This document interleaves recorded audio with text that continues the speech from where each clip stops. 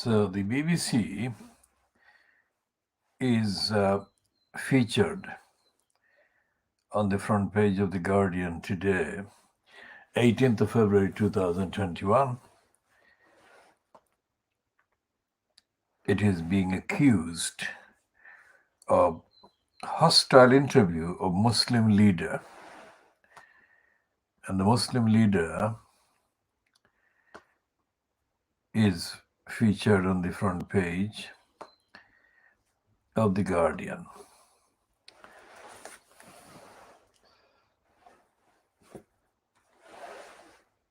So the Muslim leader of the Muslim Council of Britain.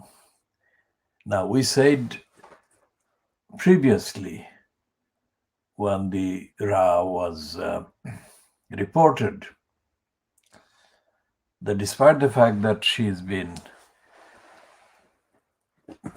positively described because she's a woman,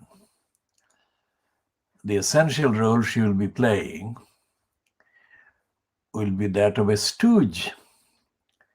All the so-called Muslim leaders in Britain are stooges.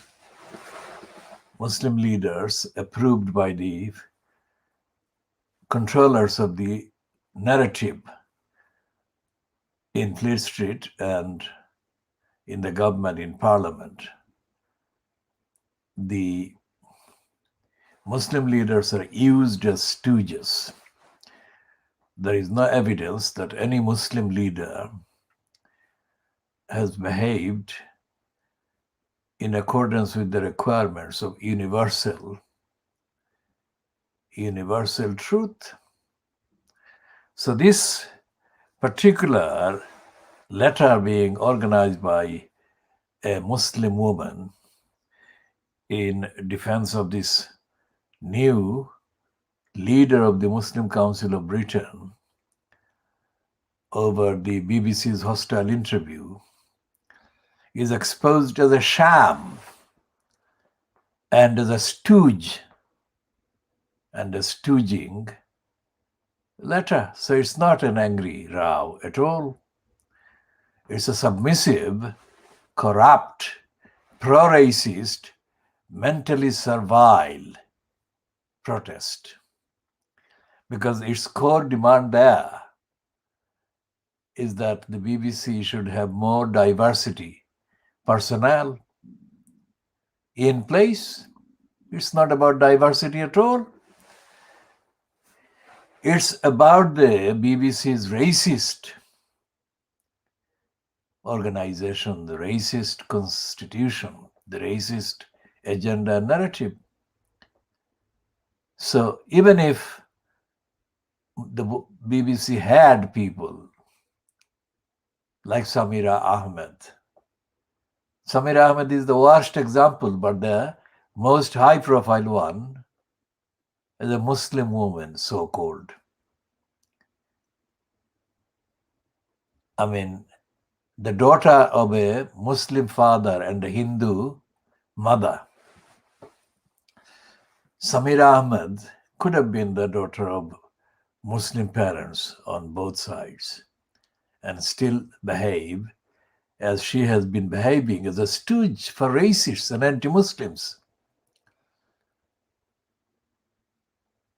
So we condemn the BBC for lying over the decades, and we condemn the BBC for giving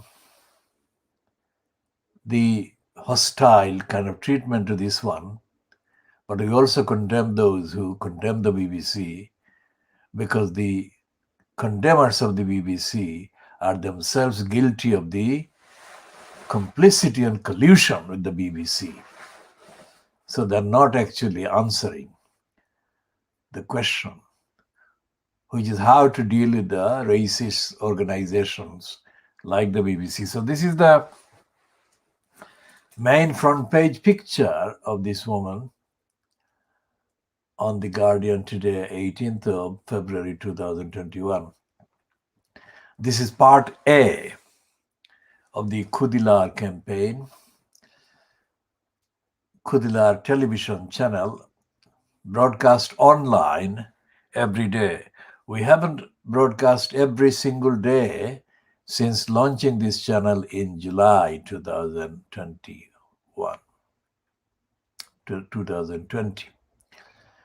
We have missed the last 2 days in the last kind of week. This is due to technical reasons because of access to newspapers that we need to have as part of the display of what we discuss and diagnose. But otherwise, we have been broadcasting every single day regularly. The length of the broadcast has varied. On average, the broadcast is about 50 minutes or 55 minutes. And the frequency of the broadcast, that is to say, part A being followed by part B and C and D, depends again on the logistics. Various logistics are involved. So, and those logistics and logistical factors are actually a function of the lockdown.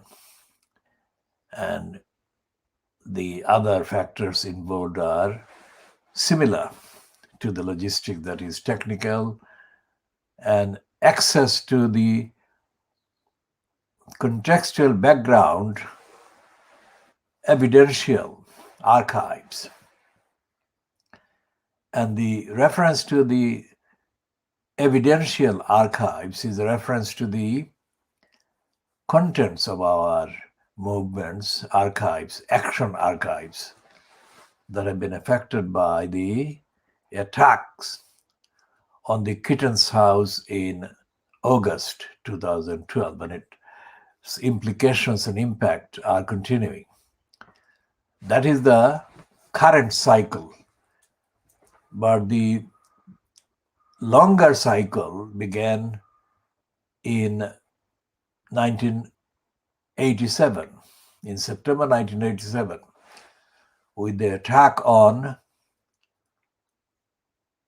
the residential addresses over which the freehold was held by the Royal London Hospital. And the Royal London Hospital criminally, that is behaving as criminals, mounted a mass eviction in September 1987. And we have referred to that in previous broadcasts and previous posts prior to our launching the KhoodeelaarTV television channel. And we shall be updating on that in due course. In that context, we refer to the so-called petition that is supposedly going on with the demand that the corrupt post of executive mayor in Tower Hamlets be scrapped. So far, we have seen no evidence that the petition will be successful, because those who have been reportedly involved in the petition are not doing the petitioning or the demand superficially on the evidence that the corrupt mayor post is corrupt and that they want the Tower Hamlets Council to be rid of corruption. The demands have been pathetic, bureaucratic, and timid. And we predict that the crooks who sabotaged the petition or the demand or the campaign against having an elected mayor post in Tower Hamlets during 2009 and 2010, those crooks are back in sabotaging the current petition against the corrupt mayor, because at least a number of those criminals are hoping to seek election themselves from whatever party or platform as the holder of this post, corrupt, criminal elected mayor post. We shall be discussing more of that in due course, but at this stage, we say that none of the criminals who claim to be opposed to the crooked post of elected mayor, none of the criminals, that is the criminals who have been incumbent in various posts in the past in Tower Hamlets, elected posts in Tower Hamlets Council, none of those criminals has shown any evidence that they, each one of them, or collectively or separately, whatever the relationship among them, is primarily or in fact at all interested in ending corruption in Tower Hamlets Council. And we shall be talking about that in the later parts. And we shall be continuing after about 8 o'clock today, this morning, GMT